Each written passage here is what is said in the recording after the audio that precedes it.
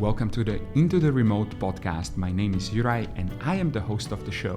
Together with our guests, we'll be talking about the new ways of working, discussing the best practices, and exploring a new, exciting future of work. Glad to have you with us. Hello, Peter. Welcome to our podcast. Welcome to Into the Remote podcast, and thank you so much for joining us. Thank you for having me. Today, we're going to be talking about the company retreats, company offsites, and what role they play in the remote work strategies. And Peter, you have organized with your company over 400 offsites in the past 10 years. Is that correct? Yeah, more or less 400, maybe a bit more, maybe a bit less. I think it's somewhere around 400 and 500. We are not counting like every single offsite. We organize like, another one, because it's. I think we have been doing it before, like when we started, like we have another offsite, and now it's we use different metrics, let's say, for measuring success. So, Peter, to what extent have in-person retreats become a part of all overall remote work strategy? I would say it really depends on the company. There are companies that really need to organize a company offsite. These are typically fully distributed remote companies, and it's part of their culture. So for fully distributed companies, each of the employees is located somewhere, and they simply need to meet once, typically more than once, twice a year, to just align on the strategy, organizing some team bonding activities, and really like boost the culture. But then you have remote companies that became remote because they were forced to be remote because of COVID. And they typically are structured in different way. What I observed, if the company had headquarters somewhere and most of the employees in one location, and then they, because of COVID, they started to be remote, people could work from home, but they also started to hire people from other countries, other locations. And for this type of companies, it's important to meet all together, but they typically do it in the way that employees who are not located close to the headquarters, they simply travel around like some organized times, like let's meet first week of May in the headquarters, and you meet with your team and you can meet other teams, and it's just easier to organize it this way. And you don't. So the offsite is typically a meeting in the headquarters. So there's like a different type of need. But those companies that are fully distributed, they have a need to organize offsite. So offsite is not a pleasure, or it's not something that they want to organize because it's cool and let's do it for our employees. It's literally a necessity. Mm-hmm. And you've mentioned distributed teams, and then you also mentioned remote-friendly / remote-only teams that still have the HQ. So those are two different types of remote work strategies that these companies have adopted. And is there a correlation between how much remote the company is and their need to organize these company retreats? Yeah, it's definitely more remote you are, there is more need to organize retreats. But I also see that's like another extreme. The companies that are distributed, typically it's in open source or like really really high tech. They are by nature very techy, and the people who work there are developers only. They don't have maybe the other departments, or very few designers or other type of professions. And those sometimes don't have a need to organize a retreat because they really build everything around everything in online environment. I can give an example that one of the most common things for companies, one of the most common reasons to organize offsite is to align on the strategy or brainstorm the strategy. And if you are very well structured remotely, it's often possible to do it online. So you don't need to meet in person. But it's extremely hard. It's extremely hard to do these things online. But there are some companies that are managing that. And those don't necessarily need to organize offsites. So those companies that don't need to organize offsites or retreats, and when we are talking about offsites and retreats, it means that the whole company is actually, or the whole team is meeting in person, right? So do they ever meet in person, or these, extreme examples work only in a remote and a fully distributed way? I can tell you example from our own company that we are Please. remote team of 15 people working on it on SurfOffice daily. Plus we have around like 15, 20 other contributors working with us. But that core team we met last June in Portugal all together, and there was the whole agenda was basically just spending time together. So we didn't really have a need when we met that we need to figure out some strategy, because everyone was more or less aligned, because we created a work and online work environment when everyone knows what are our goals, what we want to achieve, what's your job. So you don't need to meet to just align, but we definitely had the need to just know each other. There were new members in the team. They never met in person with each other. And yeah, it was just spending time together. So it was an offsite that was fully about team bonding. So we just went for dinners together and spent time during the day to go to the beach, to walk, or we were just like talking together. Like we were in one room just talking about, we had some agenda, but it was not, and we talked about the future and so, but it was more about knowing each other and the team bonding. And this is, in my opinion, that's one of the things that it's almost impossible to do online. You have to meet. So if you have a need that your team needs to align and there are some cracks in the company culture, offsites are good solution for that. Not the only solution, but it's a good solution for that. And Peter, to build on this, you've just mentioned that one goal of a company offsite is the team bonding, and just earlier you also mentioned like creating a business strategy. From your perspective, which one of these business goals do you find more important? Well, depends on the company and on the stage of the company.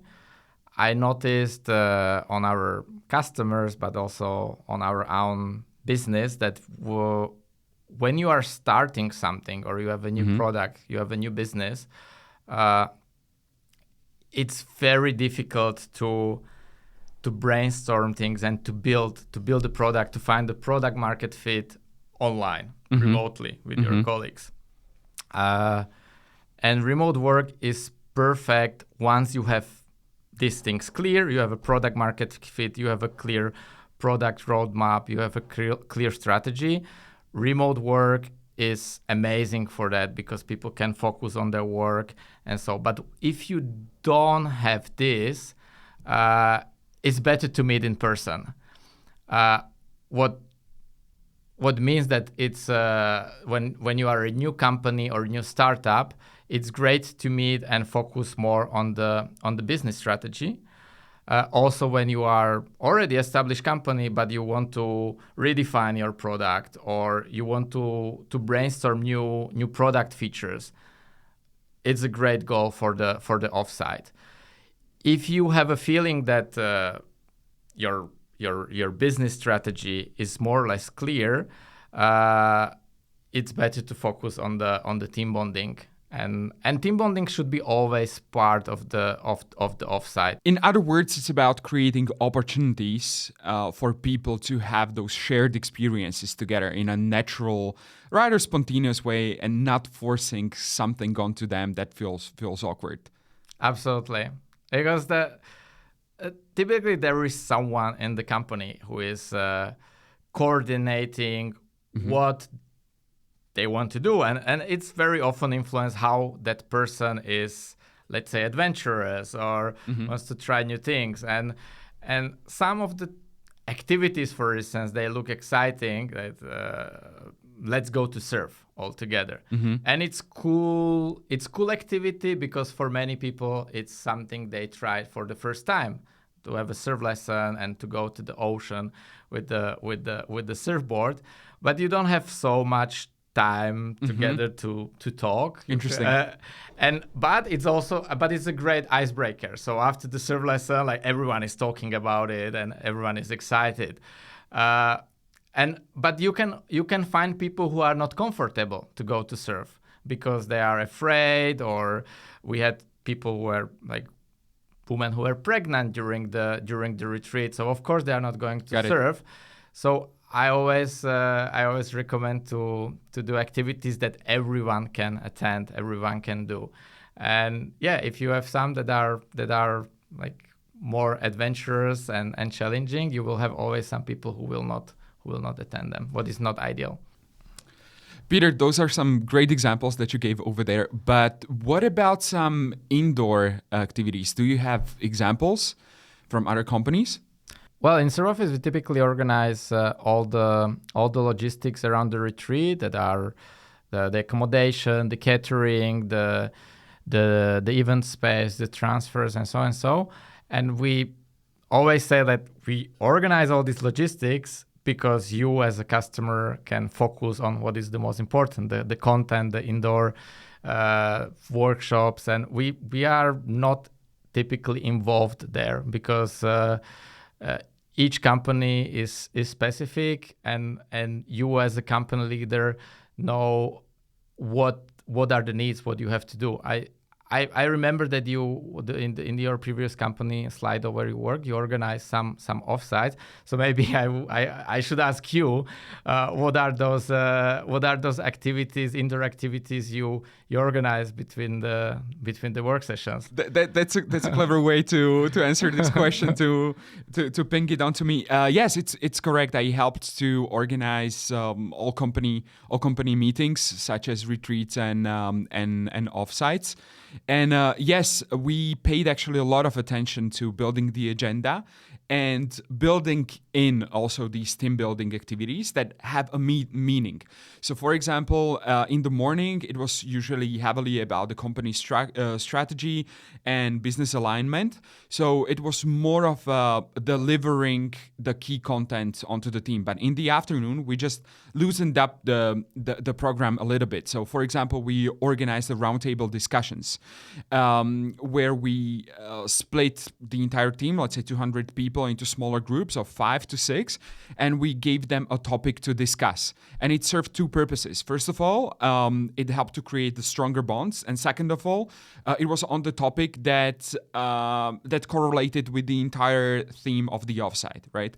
But it was absolutely critical for us to build in these exercises to enforce the team cohesion, because as we discussed earlier, these exercises are pretty expensive, and one of the key goals is also to create that kind of a team bonding. So we wanted to maximize the time with the team. Do you have also some external companies helping you with that, like to structure the exercises, or was it all in-house and your decision? It was all in-house. I was personally responsible for organizing some of these activities. And on top of that, I was the main MC/moderator. So putting together the whole flow. But I would say the main owner of these all company meetings was actually the C-suite, right? Like the executive board, for obvious reasons. We were talking about the company strategy. So you have to work very closely with the CEO, and he needs to craft that story that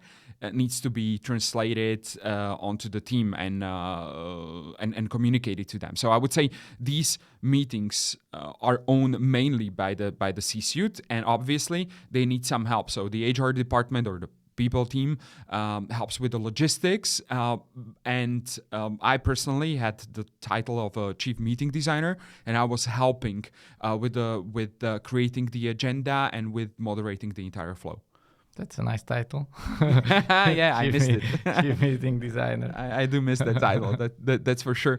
But let me ask you now, because you're our guest, a few more questions. And actually, I would like to hear your take on who owns these company retreats from your experience. Who is usually the main owner? Now it became quite popular in remote companies to have a new position called head of remote, and that person is typically responsible for organization of these retreats. But I don't know many companies having this head of remote. So in other companies, it depends on the size. So if it's a smaller startup with 20, 30 people, it's typically one of the co-founders, sometimes CEO, but typically one of the co-founders who takes the responsibility and wants to be the chief meeting officer. If once the company is larger, it's typically someone who works in HR. It can be VP of people or head of HR. Usually with some other colleagues, so it's like a small team that 2-3 people are brainstorming together what should be the agenda. Got it. And I think one question that a lot of people are curious about: how much on average are these company retreats? Like the cheapest, the most budget-friendly retreats are around like €200 dollars per person per day, included accommodation and food and transfers and our coordination and everything. That's like the lowest price and we can do it in Portugal, maybe in some places in Spain. So it's a relatively costly exercise, actually, to bring together, let's say, a team of 100 people from all over the world for 3, 4, 5 days of a retreat. So in this context, how do you get these high stake meeting right? Like, what are some of the key elements on the programming side of things that you need to get right in order to make this investment worth it? When people ask me this question, I usually answer with what to do to avoid some mistakes or how not to do it wrong. Because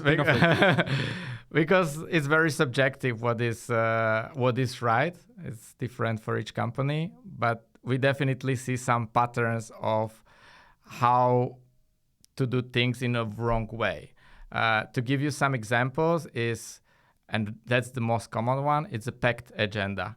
When it's natural for you, if you are a chief meeting officer when you are organizing such an event, to just pack agenda together. And if you are talking also with other colleagues, your CEO, co-founders, and so from your company, they are also thinking more towards like how to add more content. We have to do this, we have to do that. Exactly. And the result, what is very often happening, that the employees are tired, they have to run from one meeting, from one activity to another. Then they have like, oh, we don't have time for break because we brainstormed the business strategy and now we have to run for a dinner. And everyone is like, oh, and you have to think that people have families, they have kids, they want to they want to maybe call them, when to call them, during the day or during the dinner. Like, you need to give them some space. Not giving employees free time is one of the most common mistakes. What results in everyone being super tired after the retreat. They need to take days off, and that's not what you want. Like, you organize retreat because you want everyone to have energized and start to be ready for the next challenge after they come back from the offsite. Another common mistake is to have too many goals. You should always have one goal, and then you can have like a secondary goal, because it's very difficult to agree just on one goal, because typically you always want to have team bonding as a goal, right? Like, that's why you are meeting. But it's expensive, it takes a lot of effort to meet all together. We should have some business goal, right? So, and if it's unclear what is your goal, you make a lot of mistakes in the agenda. Mm-hmm. For your employees, it's unclear why we are doing this, and some just to manage the expectations. Some employees expect that we are going to. I can give you example from our last company offsite, what we had with SurfOffice, that we organize it really around the team bonding activities and spending time together.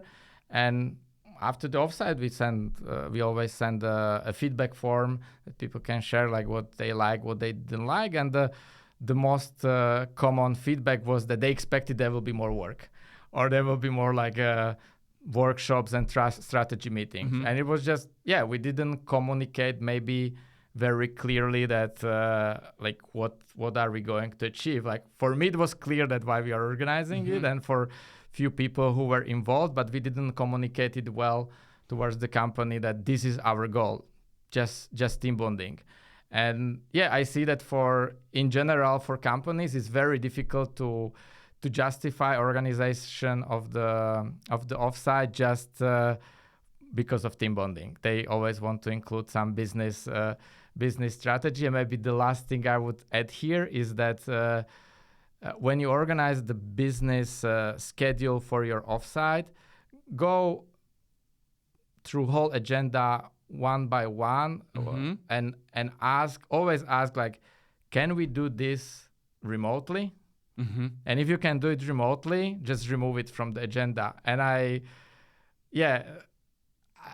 guarantee you that 70% of things on your agenda are things that you can do remotely. Like, these days you have amazing tools like Miro or Mural for whiteboards to brainstorm the things. And some of these are easier to do on site, but is it the best use of your money to do it on site, or to have a speech of the CEO?